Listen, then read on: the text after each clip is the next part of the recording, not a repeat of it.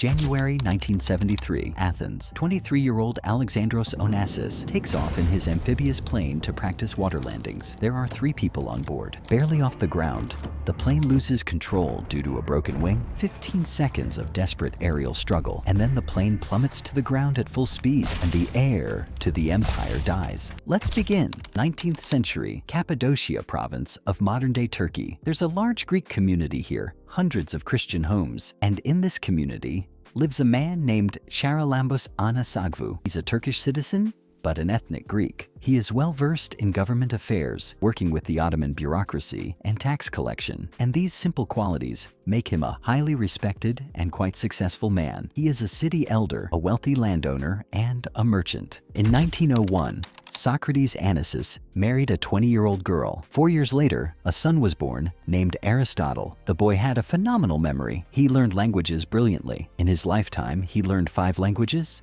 Turkish, Greek, English, French, and Spanish. But Aristotle was a terrible student at school. He was regularly expelled. He never completed higher education, which, however, did not prevent him from becoming one of the richest men in the world. In fact, he's been learning about business since childhood. The foundation of the family's fortune is his father and uncle's trading company. They buy and sell cotton, raisins, tobacco, cigarettes, and a host of other goods. Another of his father's brothers joined the Rockefeller-owned Standard Oil Company. It was from this uncle that Aristotle first heard about oil trading. His father, Socrates Onassis, operated under a model that was quite typical of the export trade of the early 20th century. Large merchants opened offices in the region's main ports. They worked with medium-sized and small suppliers, helping them sell their goods to foreign markets. And of course, they take their share. This is a time of rapid growth in international trade and shipping. Industrialization is underway in Western Europe. Socrates Onassis is actively involved with one of the oldest British firms in the region, Whittle & Couture. Troubled times await the Onassis family. January 1973, one of Socrates' brothers dies, and in May 1919, the Second Greco-Turkish War begins. The Onassis brothers support Greece in this conflict. They purchase underwear for the Greek army and send 140,000 packs of cigarettes. In September 1922, Turkish troops entered Smyrna. A true massacre began. The Turks set Christian homes on fire, killing tens of thousands. Across Asia Minor, more than 1.5 million Greeks fled to Greece, although many had lived there for generations. The Onassis family fled with them. Not everyone managed to escape. Aristotle's grandmother perished in fires and massacres. His uncle was simply hanged. The Turks arrested his father and sentenced him to death by firing squad for aiding the Greek army. But Socrates managed to escape alive. According to one version, he paid someone a large bribe. According to another, one of his long-standing Turkish business partners interceded on his behalf. And finally, the surviving family members were able to meet in the Greek city of Piraeus. Socrates Onassis began looking for a way to rebuild his business. On December 12, 1922, he registered a new company in Athens. An office opened in Piraeus, 5 minutes from the port. Where did the startup capital come from? As we just discussed, back in Smyrna, the family was already doing business with the British company Whittle. And in August 1922, shortly before the city's fall, the Onassis had just delivered another shipment of tobacco to the British. But they didn't have time to receive payment. While Socrates was in prison, the Turks demanded that the British pay them directly. But the Whittles refused. And so, when the entire family had already moved to Greece, Socrates received payment from the British, £50,000 sterling. This money was enough for the family and business to start a new life. Having settled in Greece, Socrates began to build new connections within the country. When it became clear that Argentina would become a major tobacco exporter, he sent Aristotle to Buenos Aires to visit a relative. A young man spends 8 months in the country and writes a letter to his sister, "I doubt I'll ever become a merchant." And his doubts are generally understandable. He arrived in Argentina practically penniless. He had about $250 on him. He constantly worked part-time. Sometimes he carried suitcases at the train station.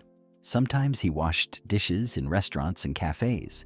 Then he got a job as a telephone engineer. And one day he overhears a conversation. Colleagues are discussing a new film, which contains a completely unheard of provocative scene. A woman is smoking a cigarette. Aristotle is acutely aware of this trend. He decides to launch a tobacco brand under the slogan, "Created especially for women." He takes out his first loan and creates a new product. At that moment, the famous opera diva, Claudia Muzio, was shining on the stages of Buenos Aires. And if she had appeared in public with his cigarette in hand, that would have solved everything. But Aristotle doesn't even know her. And so one fine day, he just shows up in front of her dressing room with a huge bouquet of flowers. The singer truly appreciated the young Greek's audacity, and the publicity stunt worked. The press and the public discussed the singer's new look, and Onassis's brand became a fashionable symbol of feminine independence. Thus, Aristotle earned his first serious fortune. In the summer of 1929, Socrates Onassis took the next step in developing the family trading house. He himself traveled to Buenos Aires, and he plans to expand the family business in neighboring Uruguay. For the Onassis, this was the perfect new market. In less than 10 years, the family built its own retail network between Pereira, Buenos Aires, and Montevideo. On March 21, 1932, Socrates Onassis died of a heart attack. At that time, Aristotle had his own successful tobacco brand. In addition, he inherited his father's share of the business, and this money proves sufficient to invest in new areas. Aristotle decides to get involved in shipping. By 1933, he had already decided to enter the business himself, purchasing 2 old cargo ships from a Canadian company. Each ship cost around £4,000. Back then, you could buy a house for that kind of money. But for a ship, that's still quite a low price. The steamships Onassis bought were built before the First World War. Aristotle named them after his parents, Socrates and Penelope. And that's how he got into the shipping business. As with cigarettes, he senses the next trend. Global demand for oil is growing, so Aristotle builds an oil tanker. Then he leases it to the Tidewater Oil Company. The anchor began transporting oil between the United States and Japan, paving the way for Aristotle to enter the oil business. In 1939, Onassis took the next decisive step. He registered a company in Panama. A Panamanian incorporation allowed him to bypass the strict taxes and restrictions in place in Europe and America. If you registered a ship in Panama, it was considered Panamanian, even if you were a foreigner. This meant lower taxes, cheaper insurance, less bureaucracy, and the ability to hire cheap international crews. From that moment on, Grech would conduct all his business through offshore companies. Onassis built his oil tankers in Sweden. He had almost completed construction of his third when World War II began. The Swedes were supposedly neutral, but just in case, they grounded several foreign ships, including Onassis's tanker, the Aristotle. During this time, Grech was constantly shuttling between Paris, Buenos Aires, Oslo, and London to oversee deals and seek out new markets. He turned his attention to America, and in 1942, he moved to New York. He frankly admitted to American authorities that he was involved in the shipping business. But during the war, the FBI closely monitored all foreigners entering the country. The agency would keep an eye on Aristotle until 1944. Bureau reports indicate that he was even briefly suspected of hostile sentiments, but no evidence was found. And when the war ended, thousands of warships lay idle.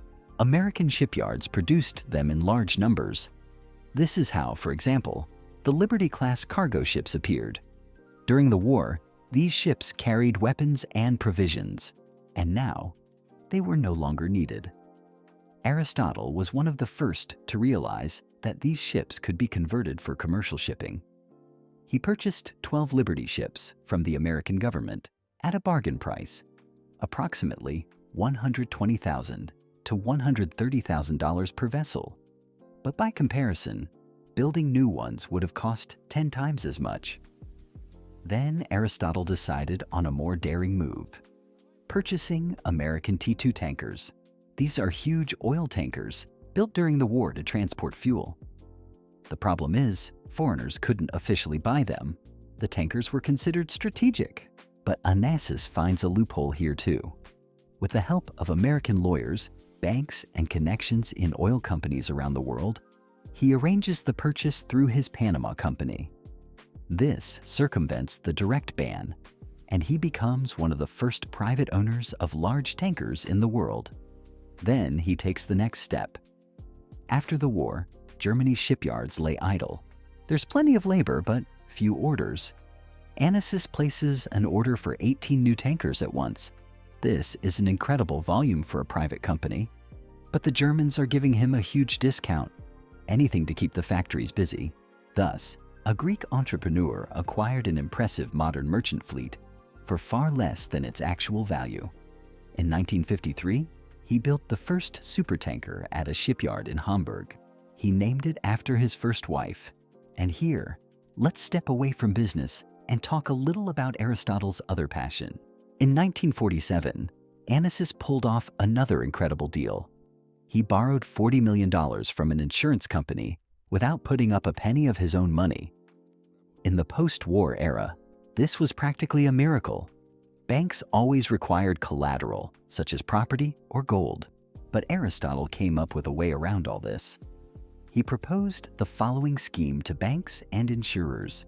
His tankers would sign long-term contracts with the world's largest oil companies. These companies regularly paid for oil transportation. The Greek simply ceded the right to these payments to the banks. So, in essence, the banks were lending money not to Onassis, but to the oil companies. The risk was minimal. As Aristotle himself said, it was like lending money to the man who rented out the house to Rockefeller. No one cares if there are holes in the roof. Another major expense for Onassis was real estate. He owned a mansion in New York, a house in Montevideo, an apartment in the Plaza Hotel in Buenos Aires, a villa in Athens, and even a chateau in France. It was a huge white palace with private beaches and 25 acres of pine forest. It had a tennis court, a swimming pool, and an art studio. It almost had a private zoo. Onassis's guests flocked to incredibly luxurious dinners. No ordinary everyday dishes, only the rarest and most exquisite ingredients from around the world. He drank champagne with his meals, and always exclusively Dom Perignon. It's one of the most expensive champagnes in the world. After a meal, he'd drink cognac, usually a Courvoisier. He smoked a lot. He smoked cigarettes during the day and cigars in the evening after dinner. His favorite cigars were the famous Monte Cristo. And, of course, he was always stylish. Back in the 1930s, Aristotle met Norwegian whaling magnates and became interested in the business himself. He returned to the idea after the war. He assembled his own whaling fleet under the Panamanian flag and established a naval base that could butcher whales right at sea. This saved a lot of time and therefore money. Between 1950 and 1956, Aristotle successfully introduced whaling off the west coast of South America. The first expedition alone yielded a net profit of $4.5 million. Demand for whale oil after the war was enormous. Yes, there were international agreements that limited the quantity, volume, and time frame of whaling. But the Panamanian flag and the awazikas in the laws, which the Greek successfully found, relaxed these restrictions and expanded the whaling areas. However, in 1954, the Peruvian government finally expressed outrage and pointed out that Onassis was, in fact, violating international rules. First, warships were sent to his base, then military aircraft, which dropped several warning bombs near the base. Most of Aristotle's whaling ships were arrested and sent to port. A Peruvian naval court fined the Greek approximately $3 million, which he was eventually forced to pay. But despite all this, Onassis's whaling expeditions earned him millions. His assets were valued at $300 million at the time. Grec began investing his profits in new areas, such as real estate, hotels, and casinos. In 1953, he turned his attention to the state of Monaco and acquired a controlling stake in the Société des Bains de Mer. The Prince of Monaco greeted him with fanfare, as Aristotle contributed approximately $1.5 million to the country's budget. What kind of company did he acquire? It was a vast resort and entertainment complex, which included the world-famous Monte Carlo Casino, a yacht club, the Grand Hotel de Paris, and almost a third of the state's land. Then Aristotle tried to change the rules of the oil business again. He signed an agreement with Saudi Arabia to create a joint venture for oil transportation. The idea was simple. Saudi Arabia wanted to make money not only from oil production, but also from transporting it, and Onassis offered them its fleet of tankers. But at that time, all Saudi oil was controlled by the American Arabian company Aramco, which was backed by all the American oil giants. So they had a virtual monopoly on the production and export of Saudi oil. And then some Greek showed up with his own fleet of tankers. Panic broke out in Washington. The US government realized that if Saudi Arabia began working directly with independent carriers like Onassis, it would destroy the entire system that supported the entire Western Middle Eastern economy. So, as they say, action was taken. Aristotle once again became a target for the FBI, and so they were completely driven out of the regional market. Then Aristotle took a different approach. In 1956, he bought the rights to operate the national airline from Greece, which was then losing money. He named his new company Olympic Airways. He believed that air travel should be luxurious. In first class, for example, passengers were served meals on gilded porcelain. At some point, Aristotle appointed his son president of Olympic Aviation, a subsidiary of Olympic Airways. The young man took over a fleet of light aircraft and helicopters, which were leased to wealthy tourists and businessmen. To better understand the business, Alexandros trained as a pilot, logged 1,500 flight hours, and earned his professional license.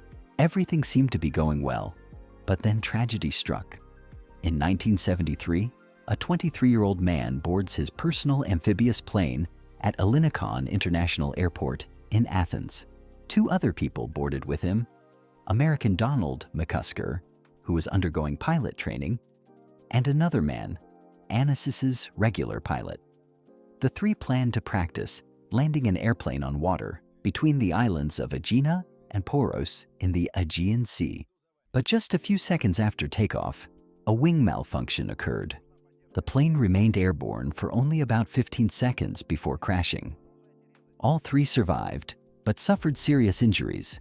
They were safely transported to a hospital in Athens. Aristotle was in New York at the time. When his assistants informed him of the crash, he lost consciousness. The hospital staff tried to save Alexander's life, but despite all efforts, he died on January 23, 1973.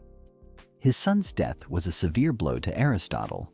He was certain the plane crash was no accident. Due to the tragedy, he developed myasthenia, a disease that causes rapid muscle wasting. Aristotle had difficulty speaking, moving, and even breathing. 2 years after his son's death, Aristotle Onassis himself died. The magnate died on March 15, 1975.